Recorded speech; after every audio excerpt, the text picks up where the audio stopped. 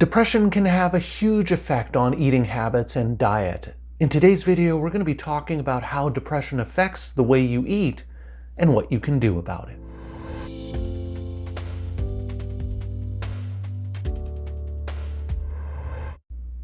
Hi everyone. If you've ever experienced depression, you know the impact that it can have not only on your mental and emotional functioning, but also your physical functioning as well. In today's video, we're going to be talking about one of the major ways that depression affects a person's health, specifically the impact of depression on a person's diet. But before I get into that, just a couple of disclaimers to go over. I'm a registered psychologist in the province of British Columbia, Canada, and this video is for informational purposes only. It is not intended as a substitute or replacement for advice from your doctor or mental health professional. Now, with those things out of the way, let's start talking about depression and diet. Now, depression can affect so many areas in a person's life, from relationships to energy levels to sleep to mental functioning to physical exercise. There are no areas of a person's life that depression doesn't touch.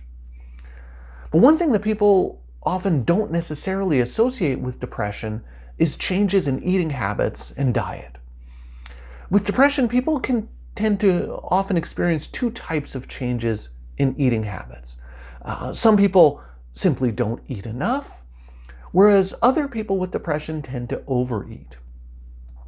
Now, you might be wondering, how are depression and diet actually related to one another? Does a poor diet lead to depression, or does depression cause changes in a person's diet? Well, the answer is yes. Both things are true. For some people, they begin to experience depression as a result of an unsustainable and unhealthy lifestyle, characterized by overwork, not getting enough exercise, poor sleep habits, high stress, social isolation, and poor diet or eating unhealthy foods. Essentially, diet problems can be one of the factors that can contribute to the onset of depression. And this makes a lot of sense if you think of food as fuel for your body. If you're not getting enough food or not getting enough healthy, nutritious food that actually gives you energy, think about the effect that's going to have on your level of functioning. What's that going to do to your energy level? Well, if you're not getting enough food, if you're not eating enough or eating a lot of junk food, that's probably going to have a negative effect on your energy, which makes you less interested in doing things and less able to engage in activities that may bring you a sense of reward or enjoyment. As a result, you don't do a lot outside of the absolute basic priorities that you have to do, like school or work or household responsibilities or household chores. These are all the things that, while important, tend to sap energy and motivation. They take fuel out of your tank. And so you can enter this negative spiral where poor diet and eating habits can contribute to lower levels of energy and motivation, reducing how engaged and active you are, leading to feelings of depression, which in turn sap motivation and desire to shop for or prepare healthy food. And so either you don't eat or you eat food that doesn't provide you a whole lot of fuel, which just means that you have less energy and are less active and engaged, and so on and so forth. And as you might be able to tell from this model, experiencing depression also feeds into negative eating habits and a depression diet. So you may enter this cycle by experiencing depression potentially from situational factors such as relationship breakdown or overwork or experiencing losses or disappointments in life. And as your mood goes down, it saps motivation and energy across all of your activities. And what tends to happen when we're experiencing depression and feel this drop in motivation and energy, we tend to prioritize what little energy we have to the tasks and responsibilities that we need to accomplish or that we feel we need to accomplish. And we can often put self-care activities to the back of the line making them less of a priority. And one of those self-care activities is eating healthy. Now, it might seem strange to think of eating as something that takes effort and energy to do, but if you think about it, there's a lot that actually goes into eating healthy. You have to go shopping regularly, which means going out of your house, going to a potentially busy supermarket, planning for what you need to get from the supermarket, bringing all of that food home and putting it away.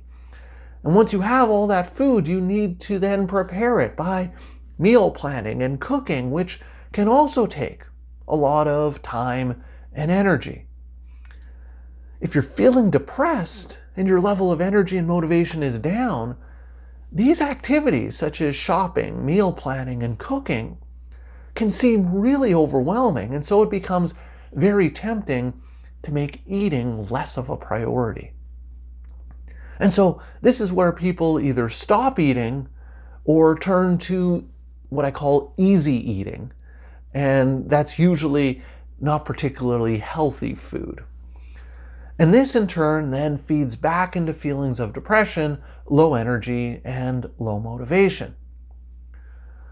So what can you do about this? What can you do to break these negative spirals of depression leading to negative eating habits, leading to more depression, and so on and so forth?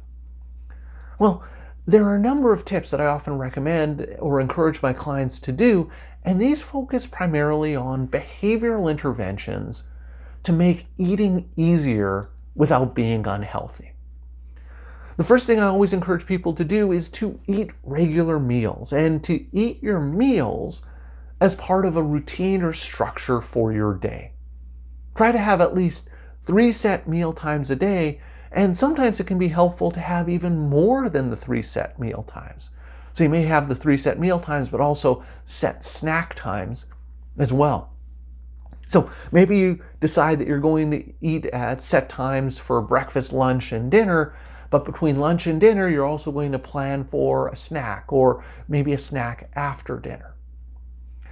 Now, in order for this to happen, you also need to ensure that you have enough food at home for all of these meals. You also want to have the right types of foods available for these meals. For example, you might find that you need to have breakfast foods like toast or eggs or cereal, because a lot of people may not want to eat chili or soup for breakfast, for example. So it's important to make sure, as a way of making eating easier, it's important to make sure that you have the right types of foods available. So if you want cereal for breakfast, it's important to make sure that you have cereal stocked in your pantry. Now, related to this, it's important that you eat by the clock, eating by a schedule and not by how hungry you are. One of the things that can happen in depression is that a person loses their appetite. And so if you only eat when you feel hungry, what happens if you never feel hungry? Well, what happens is that you never eat. So you may never be So you may never be hungry, but your body still needs that food for fuel to give you energy to be able to do things. So it's really important to not eat when you feel like eating, but to eat according to a schedule, even if it means pushing yourself to eat at meal times, even if you're not hungry. If your appetite is really low, this may mean that you can only eat some really small and simple meals. And that's fine. Start small and work your way up. Another important tip with regards to diet and eating is to make sure that you make eating easy. As I mentioned earlier, although we typically don't think of eating and diet as something that should take up a lot of energy or effort, there are a number of steps that are actually involved in getting food and preparing meals. If you're experiencing depression, the key is to eat, not necessarily cook fancy or complicated or complex meals. You don't want the burden of preparing a complicated dinner to get in the way of you getting enough nutrition. And so how do you do this? Well, Maybe it means that you buy foods that are easy to prepare. Maybe you don't cook everything from scratch, but that you buy some pre-made meals that you just have to throw in the oven and warm up. Sure, it may not be as healthy or nutritious as you preparing the entire meal from scratch, but if the options are not eating anything at all or eating a pre-made meal, well, the easy pre-made meal is the much better choice. As you start to feel better, and as you start to have more energy or desire to cook, then you can get back to preparing more elaborate meals or doing more things from scratch. But early on in depression recovery, the goal is to eat regular meals, and one of the ways to do this is to make sure that the meals are easy. Now, one way to make meals easy while not sacrificing nutrition or health is to make extra food when you're cooking. Chilies, stews, casseroles, these are all great for this type of thing. These are all types of foods that you can make double or triple portions of, and it doesn't actually take up that much more time or effort to make up those larger portions. So when you're done cooking, you might have 4 or 5 meals that you've prepared out of one cooking session. And all you need to do is pop them in the freezer. That way, if you're having a particularly stressful or challenging day and you're not feeling like you have a whole lot of energy to prepare a meal, what you can do is pull out one of these previously made chilies or stews or casseroles, heat them up, and you have a meal that you made that's relatively healthy and that was easy to prepare. It didn't take a lot of effort or energy. You just had to pull it out of the freezer and heat it up. Another important tip that I often share with my clients is to try and eat at the table. We can often get so caught up in eating on the go or multitasking while we're eating that this can interfere in the eating process itself. Either we end up eating more than we anticipated because we're not actually paying attention to what we're eating or how much we're eating, or we start eating but then get preoccupied and busy with something else that we end up putting down our food, forget about it, and never get back to it. And like an hour or two later, we see our cold stew sitting there and we're not really interested in eating that anymore.